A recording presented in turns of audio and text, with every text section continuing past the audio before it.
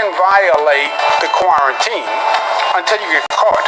And then when you get caught, you're in mandatory quarantine and you're fined thousands of dollars. In the West, Arizona has nearly doubled the number of COVID patients in the ICU, while California reports a 69% increase in cases in 2 days. Meanwhile, in the South, about 2 weeks ago, we were like, okay, what's going on? And then last week, we're like, whoa. Texas tallying more than 5,000 new cases for the second consecutive day. Houston's mayor vowing to crack down on restaurants, letting too many people inside at once. And Florida's governor saying the rate of transmission is growing. When you're in an enclosed space, particularly if you don't have social distancing, if it's like a private party or something like that, and you're cramped in with bad ventilation, you're going to have more spread. But across the country, doctors say there's a clear pattern emerging. The New Orleans Health Department saying half of the city's new cases are among people under 30. They are going to be hospitalized, they are going to be put on ventilators, and they are going to die. It's just a matter of time. Nearly 1.5 million Americans filed new claims for unemployment benefits last week as a resurgence in coronavirus cases threatens what appeared to be the start of an economic recovery. Some businesses have reopened and rehired, but others are still laying off workers. Macy's said it would cut about 3,900 employees in corporate and management positions. Macy's is trying to offset millions of dollars in lost sales due to the pandemic, which Macy's chief Jeff Gennett said significantly impacted our business. The U.S. economy shrank at a 5% rate in the first quarter and is expected to shrink even more than that in the quarter we're in right now. The economy is not going to be closed down again. There may be certain places where there is. That's up to the local authorities. I don't deny that. But fatalities are still down, and there's a lot of positive declines in cases, just as there are negative declines in cases. So, you just have to walk through that. But no, we will not shut the economy down. We're not getting that advice from the health people. The Supreme Court ruling that immigrants seeking asylum can be deported even before their cases are heard before a judge. In a 7-2 decision, the Supreme Court ruled in favor of the Trump administration in an immigration case, saying that streamlined deportation processes do not violate due process rights. Writing for the majority, Justice Samuel Alito said that the Constitution gives the political department of the government plenary authority to decide which aliens to admit. It took a grand jury in Georgia only 10 minutes to hand down indictments in the death of Ahmaud Arbery. Gregory McMichael and his son Travis and William Bryan will face felony murder charges. The McMichaels chased Arbery, who was jogging in their neighborhood, accusing him of burglary. Bryan, who reported the incident, is accused of using his truck to corner Arbery so he could not escape.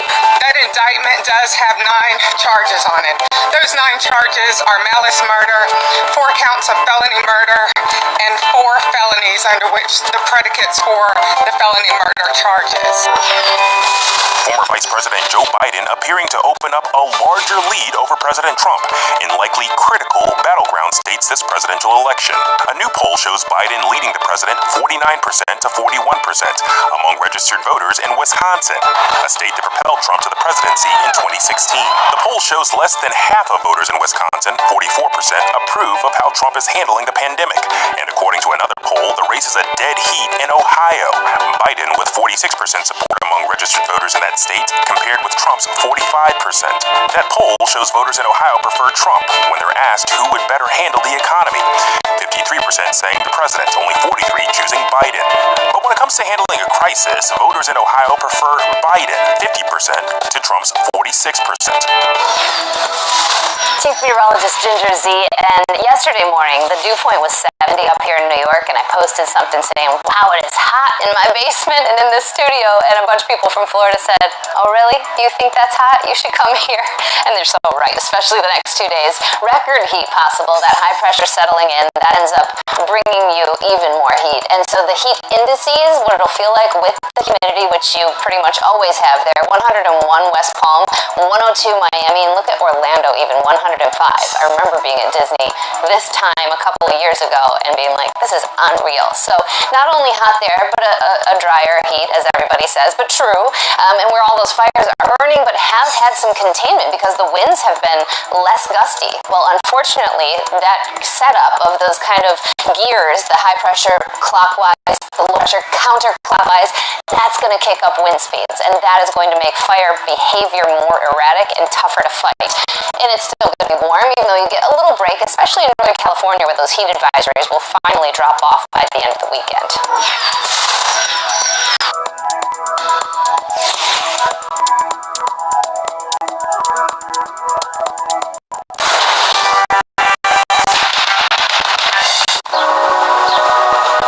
14 years ago, Rosie Torres opened her Floreria in Fresno.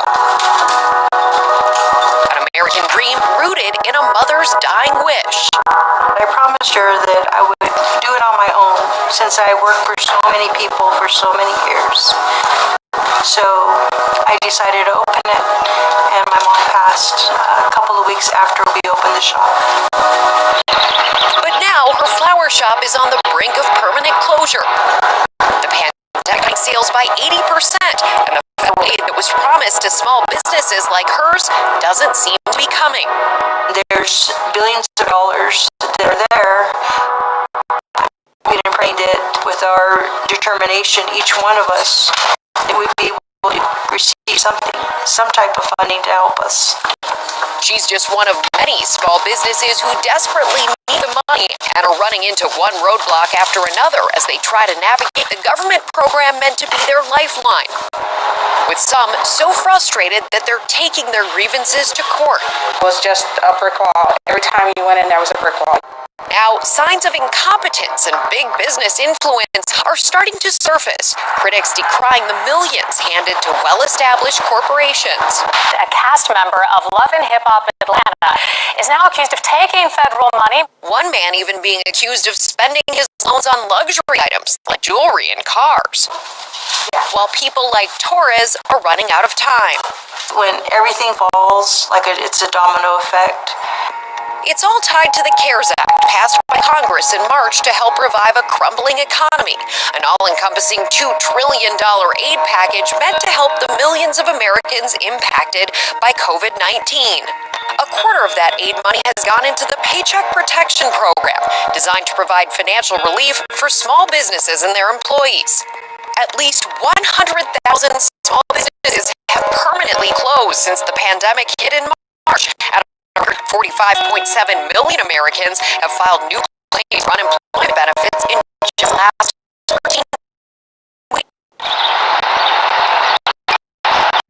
In this small community here that I'm aware of, only one has received one of the grants. All the others that I know of have not received anything yet. Rosie Torres is one of those minority female business owners the president said would benefit from the program. But with no federal aid and business declining, she's had to lay off 3 employees. When did it start to really hit you how concerning this would be financially for your business? Maybe the first month that we were closed, having to, perform our routines to make sure even people that work here was a big concern. How are they going to feed their families? She spent months caught in a PPP runaround, trying to get responses from banks who were put in charge of processing the loans. First, I used our bank that we use for our business, and they referred me to a different source. Never got a reply. So I decided to go through a different bank, and they referred me that I would have to have a business loan through their bank, which we didn't. So I called the SBA here, but I got a return email saying that they weren't accepting them anymore. You basically tried to apply for these loans. It sounds like 4 different banks. Yes. Meantime, large corporations like Shake Shack, Ruth's Chris Steakhouse, and the LA Lakers all together initially received nearly $35 million in loans due to loose guidelines that qualified them as small businesses. And after facing public backlash and outrage, all 3 returned the money. But even the businesses who managed to receive the money are realizing that PPP may not be a fail-safe solution. For most of our employees, this was their first job ever. Biddy & Beau's, a coffee franchise that employs people with intellectual and physical disabilities, has been Amy Wright's pride and joy. After a COVID shutdown, their reopening day was one full of hope. Can you tell him to smile like you? Yes. I'm happy to see you. After receiving PPP funding in early April, they were singled out as a prime example for the program's success, earning a trip to the White House. We will continue to take up the charge and help everyone, especially people with disabilities, pursue the American dream. But the loan money, which was intended to carry her business during the shutdown, has been spent, and now sales are down 90%. Wright says she used the loans to keep 120 employees on payroll and pay off rent and utilities for 8 weeks of the national shutdown. She's now had to lay off half of her employees. There's a sliver of me that was hoping that we would prove everybody wrong, and this would be the one place that people would just pour back into. But the reality is it's still a scary time. While people like Wright use the money to keep her business afloat, there are fears that others may have been using the money fraudulently. Former Love and Hip Hop Atlanta reality star Maurice Fame, aka Arkansas Mo, received more than $2 million for his transportation company. Federal authorities allege he spent most of those funds, more than $1.5 million worth, on himself, buying fancy jewelry and leasing a 2019 Rolls-Royce. He was arrested on federal bank fraud charges in May.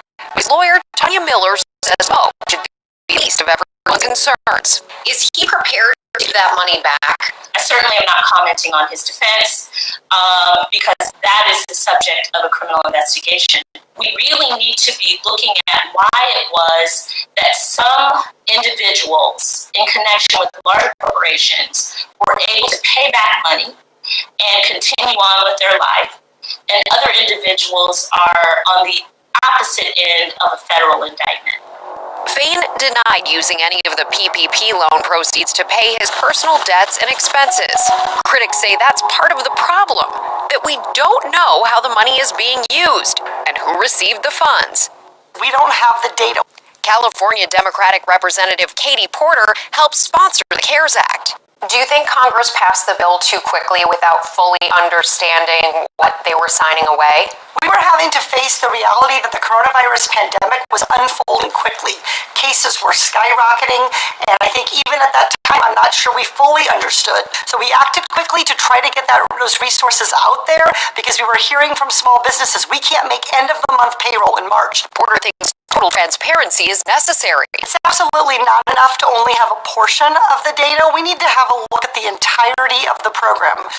Rosie Torres has yet to receive any PPP money. Instead, last week she noticed a random $3,000 deposit in her bank account. It was federal grant money from a separate disaster loan fund she had applied for earlier this year. So your wedding party is with you as well? Mm-hmm. At the time, she was told it couldn't be fulfilled because funds had run out. There's a gap somewhere that it's not being filled in to be able to help people. While she's grateful for the money, she says it's only enough for 1 month and could disqualify her from receiving more money through PPP or other grants. We would be hoping for the best to have something that would help us from the government to not be able to pay it back, but just say, okay, you're going to work for this. It's a grant. We're going to help you. We're going to pick you up. But if not, we'll just start all over and start from the beginning, which is not hard. Just keep doing it. For now, all she can do is cling to hope. The American dream is to own your own home, have a family, have a business. So we're just going to keep fighting for that American dream. So when the New York Times calls you one of the 8 news podcasts worth listening to, well, you just say thank you. So go on, start smart with Start Here, the ABC News Daily Podcast. Take us with you. Listen to us now, free on Apple Podcasts. The Americans here on the ground. Dr. Matatas. Ismail? Yes. David. Ground Zero from Hurricane Michael. You can see just home after home. David, thanks very much. This was your view. My favorite. Thank you for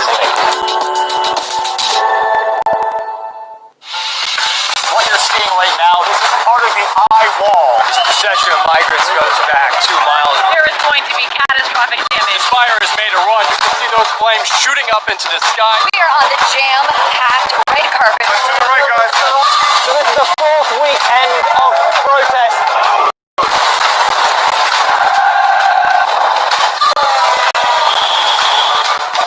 Watch ABC News on location for Facebook Watch every day.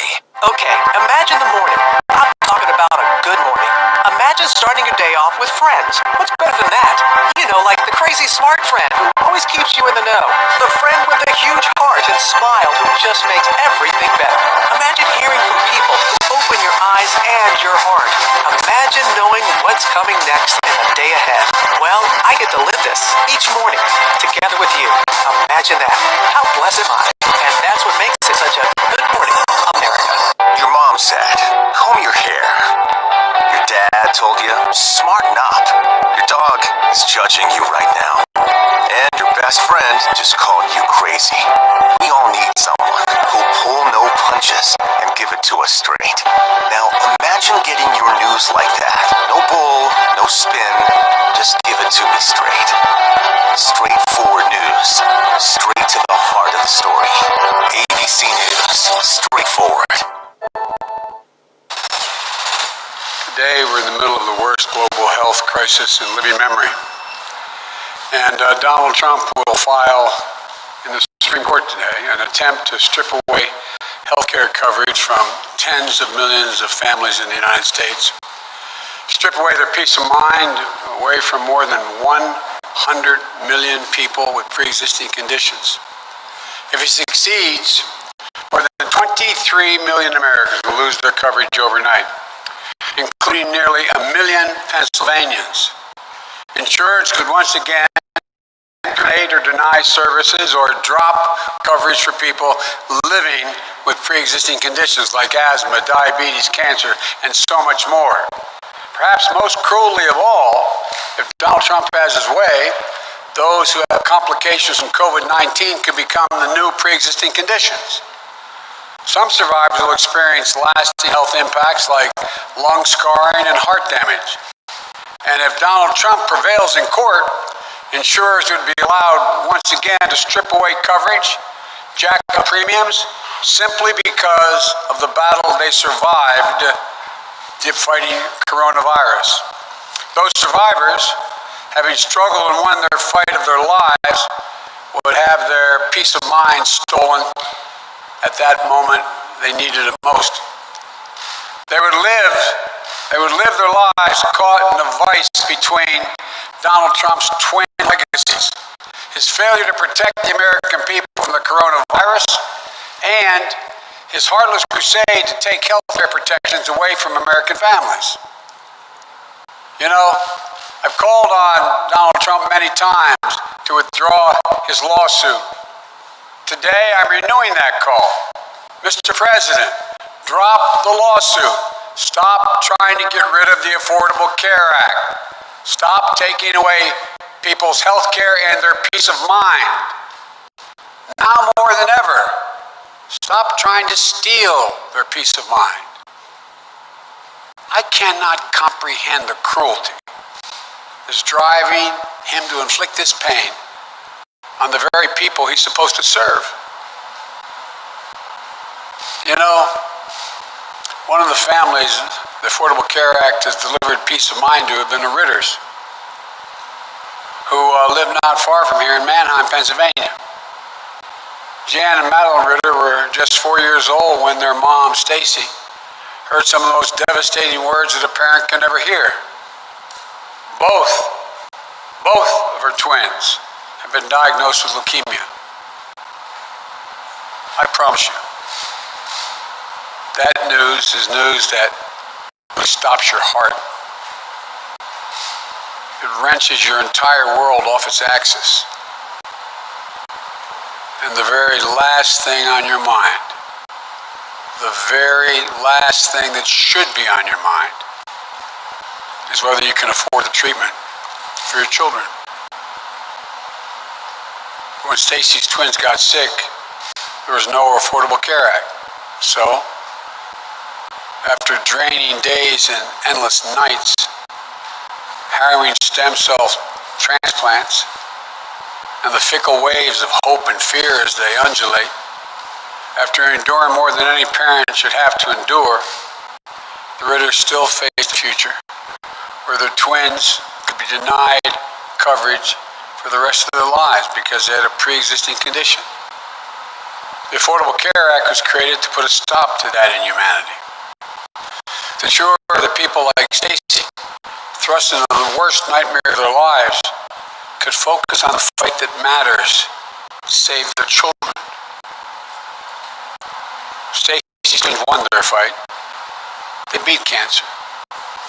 And now they're 22 years of age. Jan is studying early education at Elizabethtown College. Alan just graduated from Arcadia University with a degree in international studies. And because of the law, the ACA, insurance companies can no longer deny them coverage because they're survivors of cancer, a pre-existing condition. I'm proud of the Affordable Care Act. In addition to helping people with pre-existing conditions, this is a law that delivered vital coverage for 20 million Americans who did not have health insurance. A law that bars insurance companies from capping American benefits and from charging women more for insurance simply because they are a woman.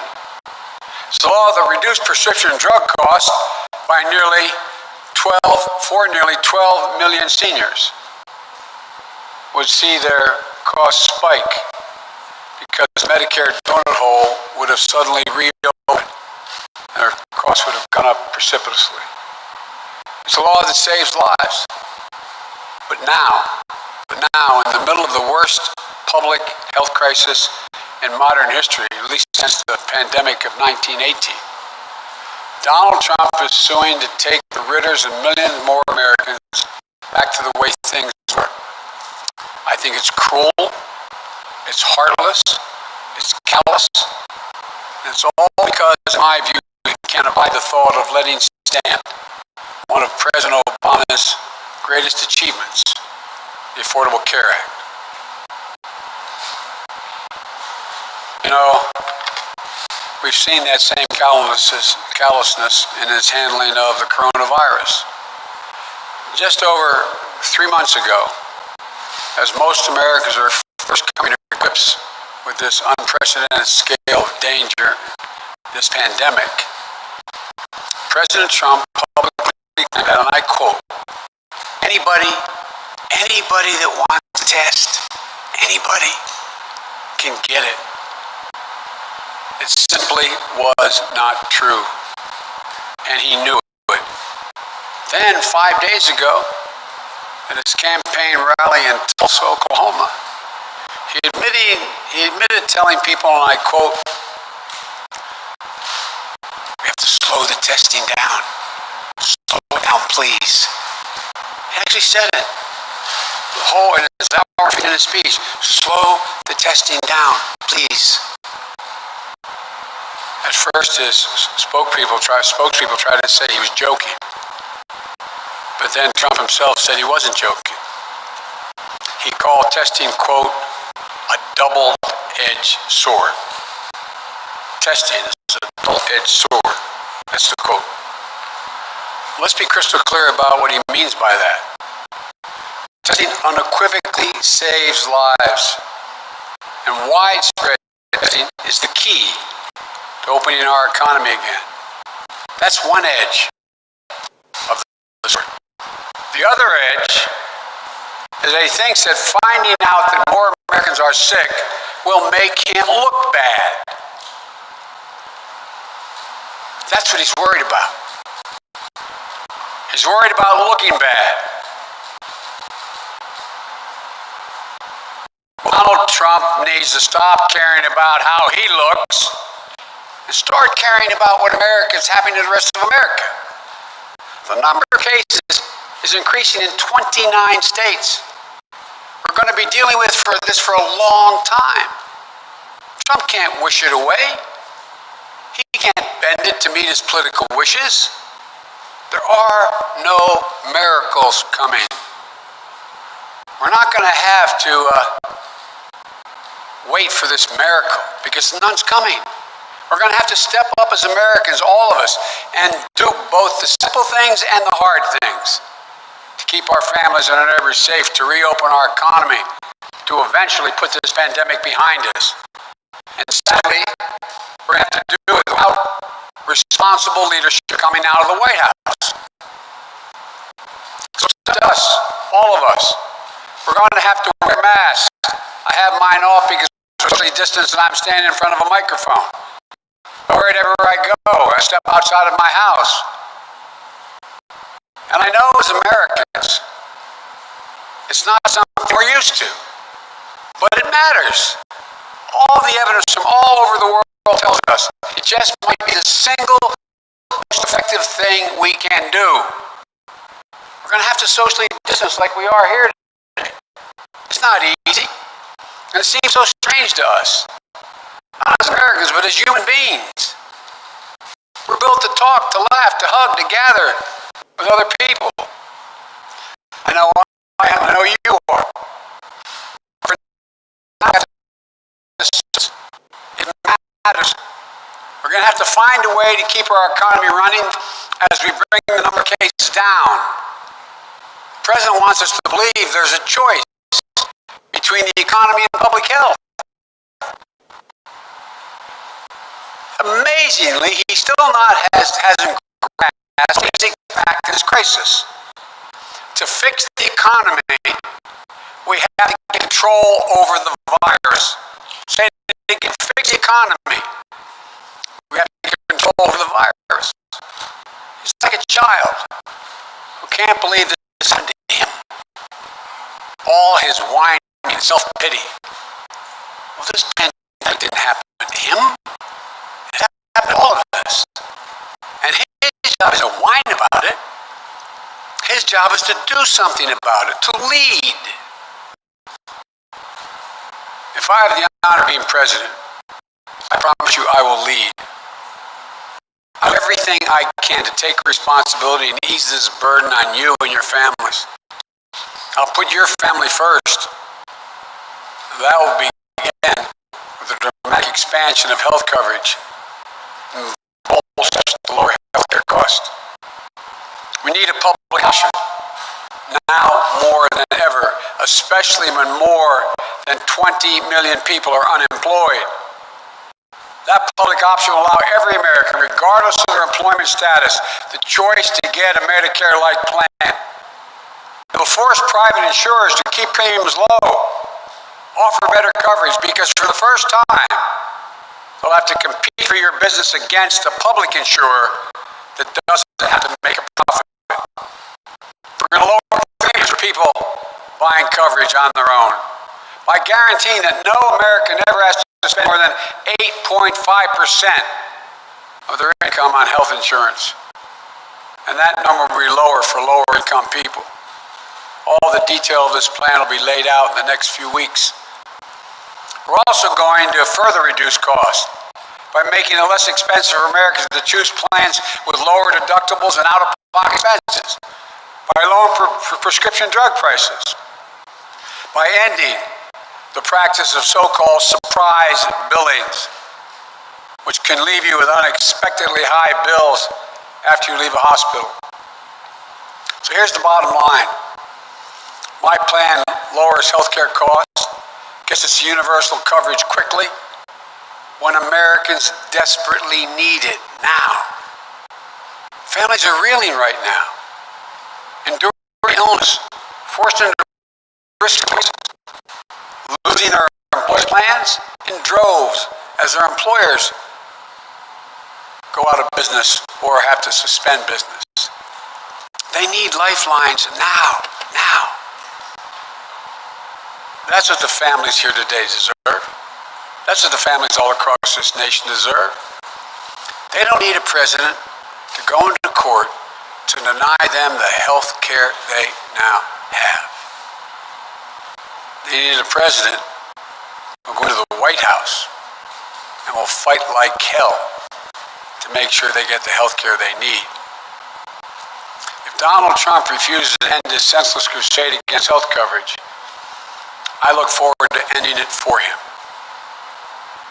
and working quickly with Congress to dramatically ramp up protections to get America's universal coverage and lower health care costs as soon as is humanly possible. This is my promise to you. When I'm president, I will take care of your health care coverage and your family the same way I would my own. This is personal to me and to my wife, Jill. When I was sworn into the United States Senate next to a hospital bed, my wife and daughter had just been killed in a car crash. And in that bed were my two young boys, surviving boys. And I couldn't have imagined what it would have been like if we hadn't had health care we needed, and needed immediately. 4 years later, one of those little boys, my grown son, Beau Biden, after having been the Attorney General and coming back from Iraq for a year, had contracted a fatal cancer. The question wasn't whether or not he could survive it. The question was how long he would have to live, how many months. I remember sitting in that hospital, Walter Reed, with my two other children, Hunter and Ashley, and Jill and his wife and his two children, holding his hands. I remember thinking, I give you my word to do this, what in the hell would I do? If the insurance company was allowed to do what they could have done before the Affordable Care Act. Come in and say, you've run out of time. You've run out of your coverage. Suffer the last 2, 3, 4, 5 painful months dying on your own. Suffer in peace. I cannot fathom